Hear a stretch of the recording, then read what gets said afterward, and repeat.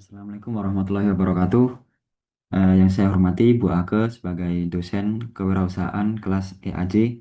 Saya di sini bernama Fawaz Ake Tanugraha ingin mempresentasikan laporan individu tentang bisnis Bait Sum yang sudah dilakukan expo-nya kemarin dari kelompok 3. Ini merupakan nama-nama kelompok kita, yaitu ada Hani, Jennifer, Martina, Clara, Oktaviana, Rizky Anissa, Davin, Alfianti, Dinda, dan saya sendiri Fawaz Agata Nugraha dengan NIM akhir 1422404446. Selanjutnya, ini ada materi-materi yang dibahas dalam eh, presentasi kali ini.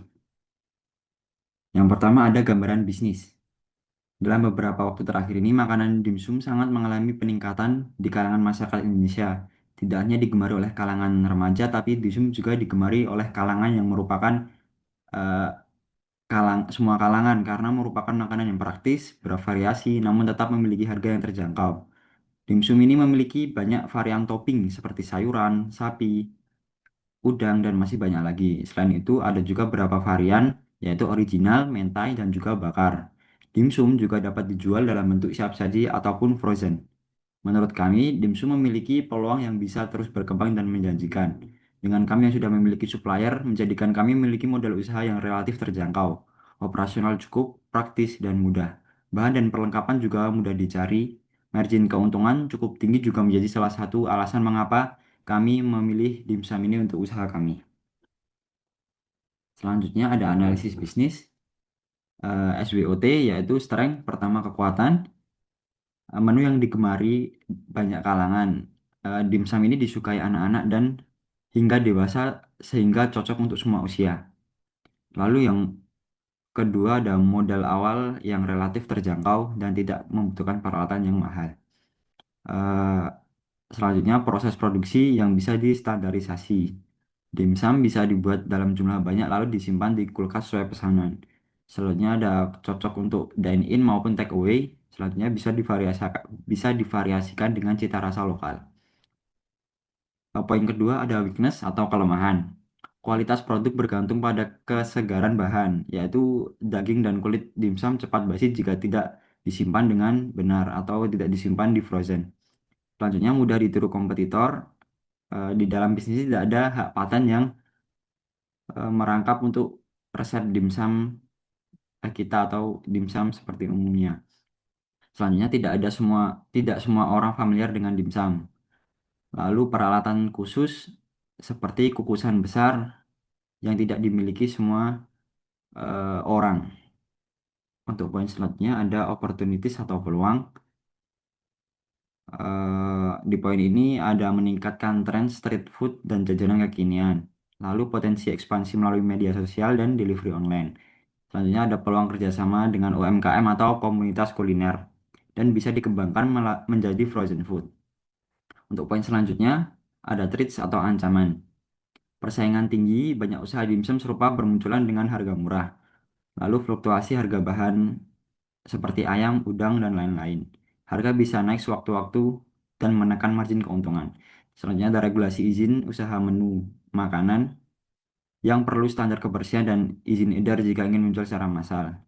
Terakhir ada kendala dalam penyimpanan beku jika tidak memiliki freezer berkualitas dan produk bisa menjadi rusak. Lalu ada analisis bisnis yaitu VPC. eh, untuk gen kreatorsnya ada pengalaman beli langsung dimasak sehingga lebih fresh dan ada pengalaman untuk melihat proses pemasakan dimsum tersebut. Lalu ada varian rasa beragam sehingga tidak mudah bosan. Lalu kemasan praktis sehingga bisa dimakan di tempat atau dibawa pulang. Untuk produk and service ada dimsum ayam 3 varian, original, mentai, dan bakar. Lalu ada free sauce dan kemasan higienis. Juga bisa pre-order sambil diambil langsung saat expo. Untuk pain relievers ada freshly cook di tempat dan selalu hangat, harga terjangkau, porsi cukup menyenangkan, dan juga terdapat topping tambahan seperti mozzarella. Lalu ada Gains, yaitu mendapatkan camilan hangat dengan rasa kekinian, bisa memilih varian rasa dan topping sesuai selera, hingga harga ramah di kantong mahasiswa. Untuk customer jobs, yaitu mencari camilan kekinian dengan harga variatif dan harga terjangkau, lalu mencari camilan kekinian dengan rasa variatif dan harga terjangkau, dan memanfaatkan pre-order agar tidak antri atau kehabisan. Untuk Pains, ada camilan di Expo sering monoton atau kurang fresh, kadang juga bisa mahal. Porsi camilan sering kurang dan mengenyangkan. Ada BMC atau Business Model Canvas. Yang pertama ada key partners, yaitu supplier bahan baku, vendor, pihak kampus, dan teman satu tim Expo. Key activities ada produksi dan persiapan, evaluasi rasa dan kualitas, promosi di media sosial, diskusi dan pematangan konsep, survei persiapan perlengkapan, dan penjualan pelayanan di booth. Lalu key research ada peralatan masak, ada bahan baku, booth, dan perlengkapan, SDM atau penjaga booth dan pemasak. Eh, Terakhir, packaging ramah lingkungan. Poin selanjutnya ada value proportion, dimsum dengan hangat dan fresh, harga terjangkau untuk kantong mahasiswa, varian rasa original mentai dan bakar, dan produk siap dimakan dan praktis di Expo. Customer relationship ada ramah dan interaktif saat melayani di booth, respon cepat via DM atau chat untuk pre-order. Lalu untuk channelsnya, booth dan stand di area Expo Kampus, promosi lewat Instagram Story dan WhatsApp Story, banner di lokasi Expo, dan open pre-order sebelum Expo. Untuk customer segmennya ada mahasiswa kampus, dosen, dan staf kampus, pengunjung umum Expo Kampus, dan pecinta jajanan ringan. Untuk cost structure-nya, pembelian bahan baku, sewa, atau biaya stand, peralatan masak, dan perlengkapan booth, biaya promosi seperti desain poster dan cetak banner, lalu ada packaging yaitu mika pembungkus. Untuk revenue streams, yaitu penjualan langsung di booth expo dan pre-order sebelum acara di expo dimulai. Lalu ada realisasi operasional. Untuk pemilihan lokasi operasional, lokasi produksi dimsum ini tidak dilakukan secara mandiri oleh kelompok, melainkan bekerja sama dengan supplier yang merupakan kenalan dari salah satu anggota tim. Keputusan ini diambil berdasarkan pertimbangan efisiensi tenaga, waktu, dan keterbatasan alat produksi. Selain itu, dengan bekerja sama dengan supplier, kualitas dan kuantitas produk bisa dipastikan lebih stabil. Proses pengambilan produk dari supplier juga dilakukan secara bertahap berdasarkan jumlah pre-order dan kebutuhan penjualan langsung. Untuk lokasi penjualan, penjualan produk dilakukan di tenda nomor 139 yang berlokasi tepat di pintu keluar auditorium bagian barat. Lokasi ini dinilai sangat strategis karena berada pada arus lalu lintas utama pengunjung expo ketika mahasiswa atau pengunjung keluar dari auditorium, sehingga memberikan peluang besar dalam menarik perhatian dan meningkatkan potensi penjualan secara langsung atau bisa disebut walk-in customer. Untuk proses operasional inti, pada proses pengemasan ini dilakukan secara bertahap sesuai dengan peningkatan permintaan yang signifikan menjelang dan selama Expo. Awalnya kelompok kami menyiapkan sebanyak 280 dimsum untuk pre-order dan 120 dimsum untuk penjualan langsung. Namun karena tingginya minat konsumen pada Expo tersebut, maka ditambah sebanyak 100 dimsum. Dan tidak lama kemudian kembali ditambah 200 dimsum untuk memenuhi permintaan yang terus masuk. Bahkan setelah Expo selesai masih terdapat permintaan lanjutan sehingga dilakukan tambahan produksi sebanyak 100 dimsum secara keseluruhan. Total produk yang berhasil diproduksi dan dijual adalah 800 buah dimsum.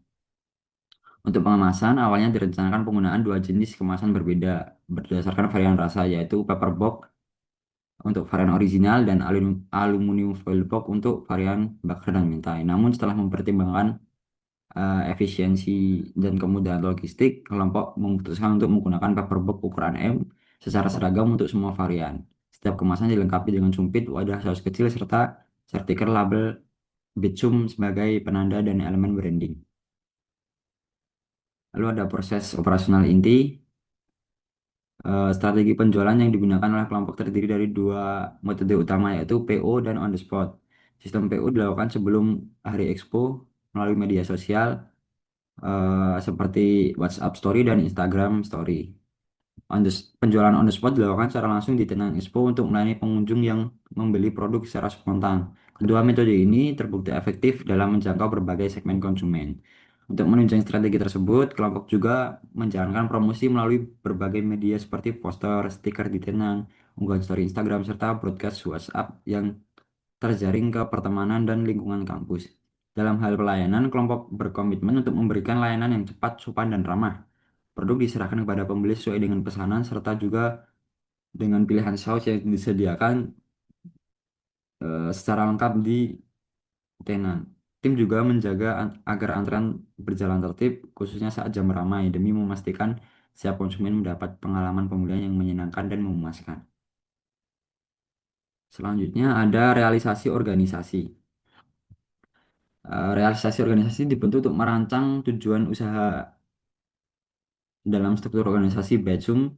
Setiap divisi memiliki tanggung jawab yang jelas namun tetap memungkinkan adanya kerja lintas fungsi saat dibutuhkan, misalnya saat berjualan ramai konsumen atau yang lainnya. Tujuannya adalah untuk menciptakan kerja tim yang efisien dan produktif. Pertama ada divisi produksi yang bertanggung jawab atas proses pembuatan produk, mengatur kemasan, mengecek ketersediaan dimsum, lalu mengemas produk dan menjaga kualitas kebersihan dan kualitas produk. Bertanggung jawab atas seluruh proses pembuatan produk, mulai dari pengecekan stok, pengemasan, hingga menjaga kebersihan dan kualitas dimsum supaya tetap menarik dan higienis. Yang beranggotakan dua orang yaitu ada Dinda dan Okta. Lalu ada divisi pemasaran yang bertugas untuk mengatur strategi promosi, membuat konten promosi, dan mempromosikan sistem pre-order dan membuat broadcast. Menangani strategi promosi, pembuatan konten, dan pre-order melalui broadcast untuk menarik minat konsumen yang beranggotakan Nisa dan Hani. Lalu selanjutnya ada divisi keuangan, yaitu mengelola keuangan dalam bisnis, termasuk perhitungan HPP, pencatatan arus kas, pengelolaan dana penjualan, serta pembuatan laporan keuangan yang beranggotakan dua orang, yaitu Jennifer, dan Clara. Selanjutnya divisi penjualan yang bertugas untuk melakukan penjualan langsung, menerima dan merekap pesanan, serta mengumpulkan feedback pelanggan untuk meningkatkan pelayanan. Beranggotakan Alfi dan Nena. Divisi logistik yaitu mengatur kesediaan stok dimsum dan bahan lainnya, serta memastikan bahan yang digunakan dan peralatan selalu siap guna mendukung kelancaran produksi. Yang beranggotakan Davin dan saya sendiri yaitu Fawaz Agata Nugraha. Lalu dalam menjalankan usaha dimsum tersebut, strategi pemasaran menjadi salah satu aspek yang penting diperhatikan untuk memastikan produk tersebut diterima oleh eh, orang yang tepat sasaran. Strategi yang digunakan adalah 4P, yaitu produk, price, place, dan promosi. Yang pertama ada produk. Produk utama yang ditawarkan adalah dimsum dengan berbagai varian rasa yang unik, disesuaikan dengan selera konsumen. Beberapa varian yang diminati selama expo yaitu dimsum original, mentai, dan bakar. Kemasan produk ini dirancang agar praktis dan ramah lingkungan dan menarik secara visual sehingga menambahkan nilai jual yang meningkatkan daya tarik saat dipasarkan, baik secara langsung maupun secara media sosial. Kedua ada price, yaitu penetapan harga yang dilakukan dengan memperhatikan beberapa faktor, seperti biaya produksi, harga kompetitor di pasar, dan kemampuan daya beli target pasar yang kebanyakan adalah mahasiswa.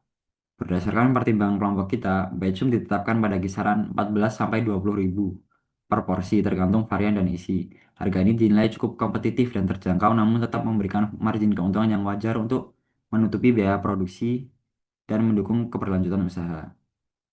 Selama ekspor juga diterapkan strategi promosi seperti harga paket hemat untuk dimsum original dengan menerapkan 14 ribu untuk isian 4 dan paket hemat 20 ribu untuk isian 6. Diskon untuk pembelian dalam jumlah banyak. Lalu ada place atau selama masa pelaksanaan kegiatan expo tersebut, penjualan utama dilakukan di expo kewirausahaan kampus. Namun untuk memperluas jangkauan, kita juga merencanakan beberapa strategi distribusi lainnya seperti pre-order melalui WhatsApp atau Instagram, distribusi produk frozen food ke area kos dan komunitas mahasiswa, menjual secara langsung. Dengan demikian, distribusi tidak hanya mengandalkan penjualan langsung, tapi juga mulai memperluas ke jalur digital dan sistem delivery atau bisa diantar ke konsumen tersebut berada. Lalu ada promosi. Promosi adalah aspek yang sangat menentukan kesuksesan penjualan, terutama dalam usaha baru seperti ini.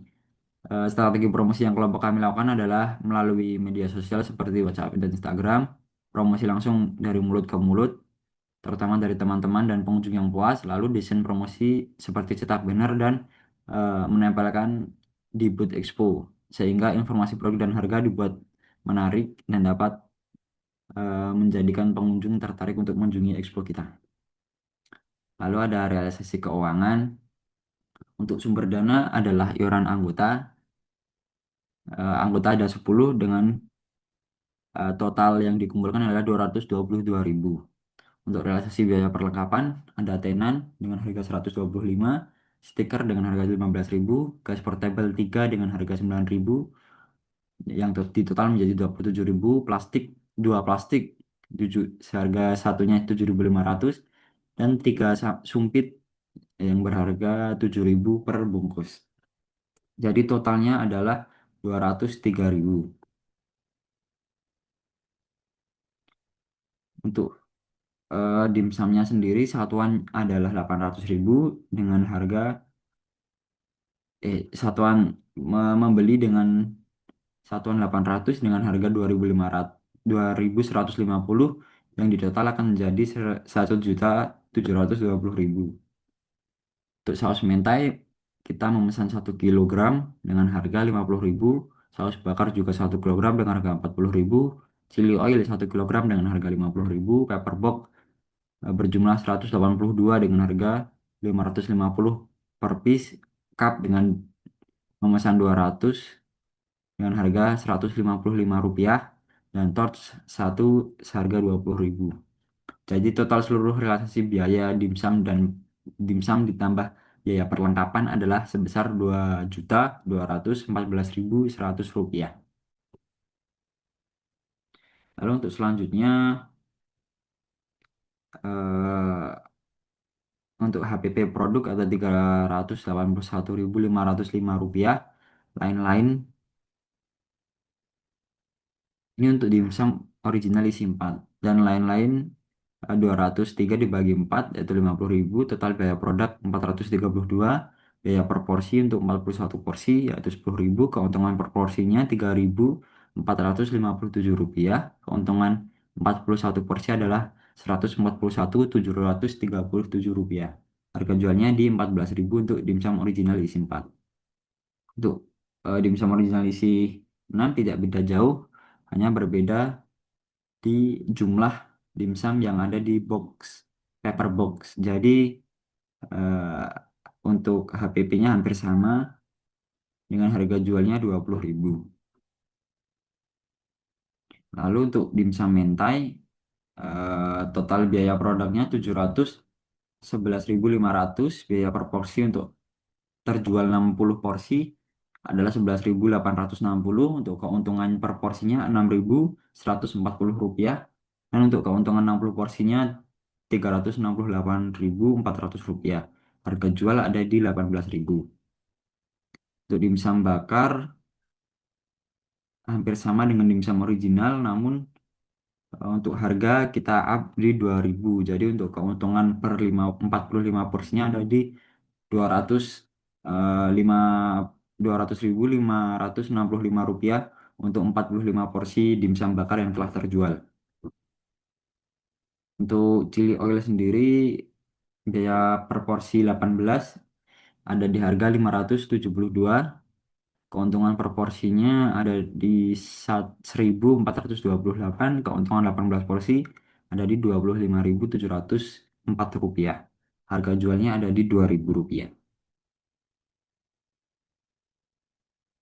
Ini BEP-nya yang tadi sudah kita hitung lalu dimasukkan ke break even point ini lalu ditotalkan. Seperti itu.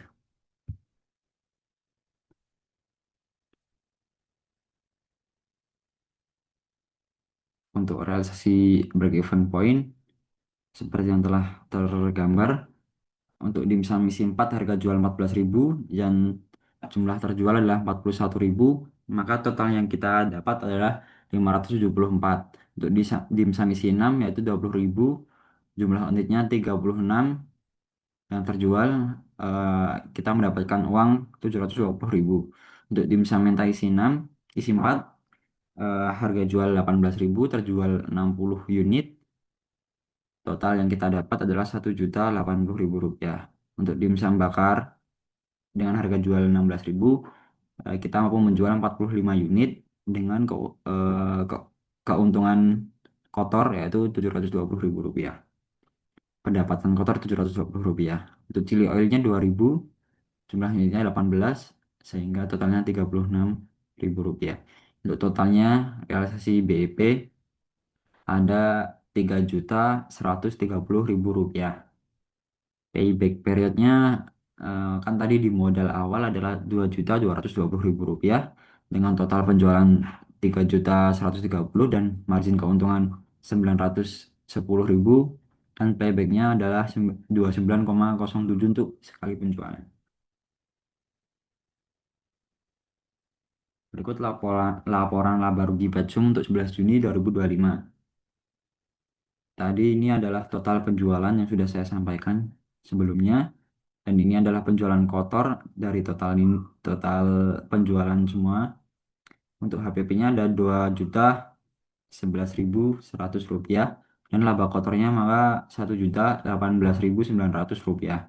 Untuk perlengkapan tadi di awal sudah disebutkan 203.000, maka didapat laba bersih sekitar 915.900 rupiah. Untuk bagi hasilnya, eh, per anggota 10 orang dengan keterangan, total penjualan 3.130, harga HPP-nya 2.011.100 rupiah, laba kotor 1.018.900 rupiah, dan biaya perlengkapan 203 rupiah, laba bersih 915.900 rupiah. Maka setiap anggota mendapat uang sebesar 991.590 rupiah. Itu sudah dibagi kepada 10 anggota. Lalu untuk deskripsi kegiatan, kegiatan wirausaha ini dimulai dari proses pencarian ide bisnis yang relevan dan berpotensi diterima oleh pasar. Setelah melalui diskusi kelompok dan mempertimbangkan tren makanan yang sedang digemari, kelompok kami sepakat untuk memilih produk dimsum sebagai ide utama. Produk ini diberi nama dengan Bitsum yang menggabungkan kode bite atau gigitan dengan dimsum untuk menggambarkan konsep makanan ringan dan yang praktis dan menggugah selera. Setelah ide ini ditentukan, kami menyusun rencana bisnis secara bertahap. Tahapan tersebut mencakup identifikasi kebutuhan bahan baku, estimasi biaya produksi, penentuan harga jual, hingga strategi promosi dan penjualan. Kami juga menetapkan target keuntungan untuk menyusun varian rasa yang akan diproduksi. Semua keputusan tersebut diambil secara bersama-sama dengan mempertimbangkan efektivitas, pelaksanaan, dan daya tarik pasar. Untuk tahap perencanaan ada di 15 sampai 21 Mei 2025. Kegiatan yang dilakukan adalah, eh, diawali dengan tahap perencanaan yang berlangsung pada 15 hingga 21 Mei. Pada tahap ini, kelompok menghitung estimasi pengeluaran bahan baku dan menentukan harga jual per porsi, serta menetapkan varian dimsum yang akan dijual.